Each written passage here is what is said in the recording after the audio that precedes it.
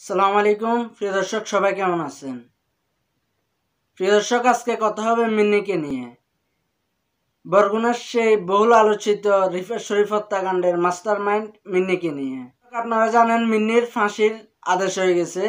সে বর্তমানে কন্ডেম সেলে আছে।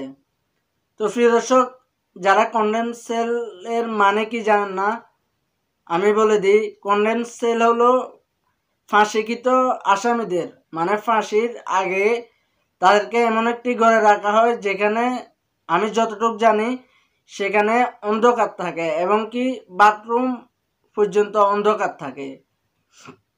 ও তারা সেখানে বসে বসে মৃত্যুর প্রহর গুনে। এমন একটি জায়গা বর্তমানে মিন্নি কন্ডেম সেলে আছে।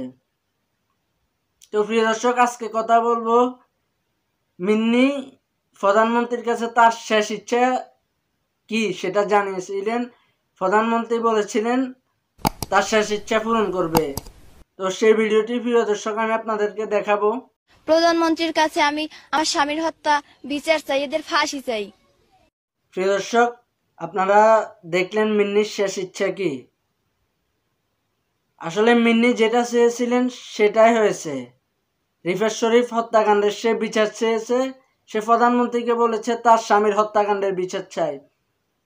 তো স্বামীর হত্যাকাণ্ডের বিচার, মেন আসামি যে আসলে সে ধরা পড়েছে মিন্নি। পুরা ঘটনাটার মাস্টার মাইন্ড ছিল মিন্নি। পরিকল্পিতভাবে রিফাত শরীফকে হত্যা করা হয় জনসম্মুখে। মিন্নির ফাঁসির আদেশ হয়েছে শুনে পুরা দেশ অনেক খুশি। যেদিন ফাঁসির কার্যকর হয়ে যাবে সেদিন পুরা দেশ আরো খুশি হয়ে যাবে। কারণ একটা মেয়ের জন্য কয়টা পরিবার নষ্ট হয়েছে? সাত থেকে 8টা পরিবার নষ্ট হয়েছে। মিন্নির পরিবার এবং কি রিফাত শরীফের পরিবার, নয়ন বন্ডের পরিবার, তার সাথে আরো 5-6 জনকে ফাঁসির আদেশ দেওয়া হয়েছে। তাদের পরিবারও নষ্ট হয়েছে শুধুমাত্র একটা মেয়ের কারণে। বোন, তুই কি করলি? এগুলো ফেলি না, ওগুলো ফেলি না। এক তো স্বামী হারালি, যেটার সাথে তোর অবৈধ সম্পর্ক ছিল সেই মানুষটাকেও হারালি, এবং কি এই দুনিয়ার মধ্যেও কিছু ফেলে না, পরকালেও কিছু ফেলে না। কোনো লাভ করতে পারলি না। তোর একজনের কারণে কতগুলো পরিবার নষ্ট হয়েছে। আজকে সারা দেশ অপেক্ষায় আছে কখন তোমার মৃত্যু হবে, কখন তোমার ফাঁসি দেওয়া হবে।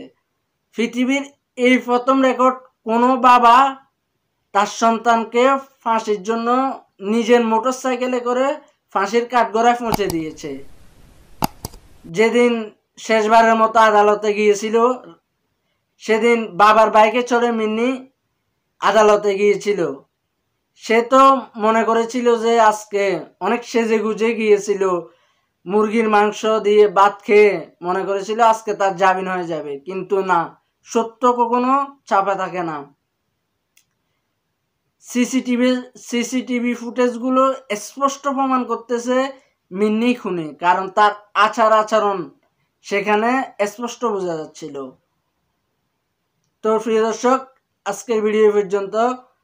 যারা আমার চ্যানেলটি এখনো পর্যন্ত সাবস্ক্রাইব করেন নাই, তারা ভিডিওর নিচে সাবস্ক্রাইব বাটন শেষে সাবস্ক্রাইব করে দিবেন এবং পাশে থাকা বেল আইকনটি বাজিয়ে দিবেন যেন সবার আগে আমাদের সংবাদগুলো আপনার কাছে পৌঁছায়। আর যারা অলরেডি সাবস্ক্রাইব করে ফেলেছেন তাদেরকে অসংখ্য অসংখ্য ধন্যবাদ। আপনার যে কোনো নিউজ চাইলে আমাদের কাছে পাঠিয়ে দিতে পারেন। আমাদের কাছে পাঠানোর ঠিকানাগুলো আমি ভিডিও ডিসক্রিপশন বক্সে দিয়ে দেব।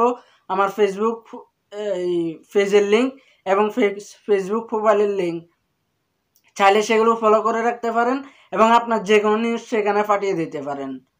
প্রিয় দর্শক, যে যেখান থেকে যুক্ত হয়েছেন সবাইকে অসংখ্য অসংখ্য ধন্যবাদ।